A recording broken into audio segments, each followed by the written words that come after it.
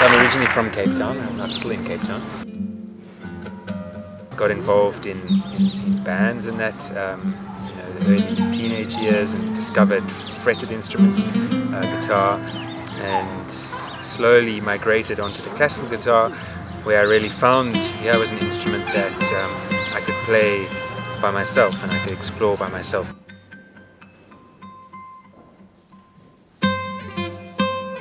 The whole journey with the guitar has been to find music that I really enjoy, and that was a struggle. And like the classical repertoire didn't resonate with me. And I did tour a lot in South Africa playing the classical repertoire, and I just felt the incongruence of it. It didn't resonate with me. It didn't resonate with my audiences, really. So in a way, I had this koan, this problem, what to do on this instrument.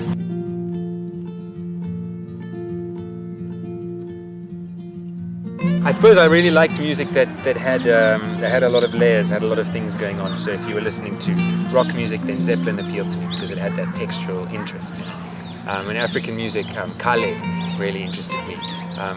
When I first heard Kale, I was like, what the hell? But a very important discovery was the music of Egberto Gismonti. Then I was like, finally, somebody's playing the guitar, something like what I want to hear like what I want to hear on the guitar. He played like an animal, He played. It was wild. It was rough. It was heartfelt, but it was also structurally interesting, complex, harmonic, wonderful music. So it traversed that space between Bach and Hendrix and everything in between.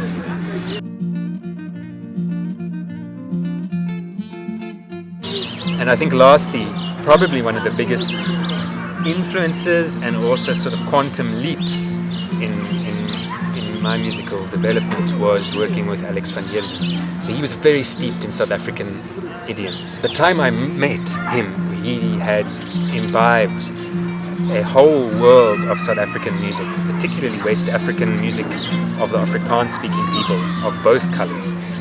He'd imbibed this whole music, and we just came together and we used the techniques and the ideas and the concepts that I'd been taking in from the avant-garde music of Europe and America, and we plugged it into the rural sounds and to rural idioms, rural harmonies, the music of Vastrap, that kind of thing, and we made an album first called Sachte Vlek.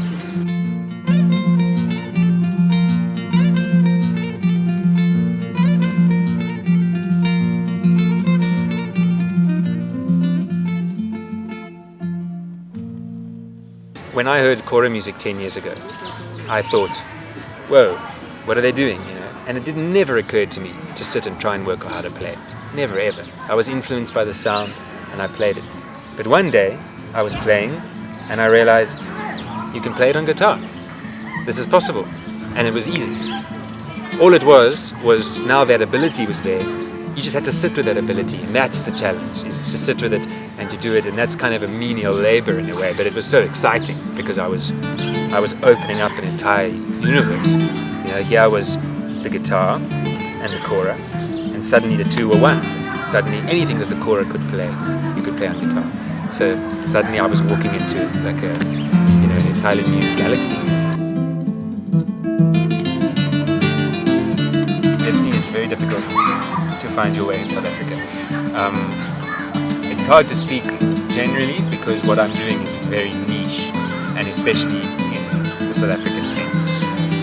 A larger context exists for what I'm doing outside of South Africa, and I think I have to be here to do what I'm doing. Every time I play a concert in South Africa, playing Tumani's music, playing Balake's music, playing my own music inspired by this, is I'm rectifying that imbalance of so many years where we didn't have African artists. We didn't, nobody came. Salif Keita came. Manu Dibango came.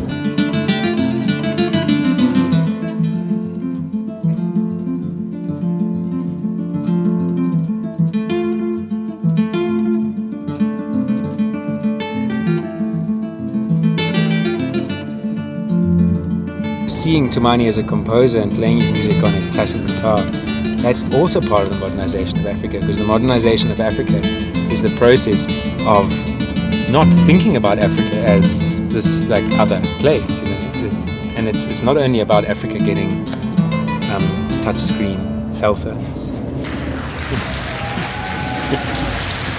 Thank you.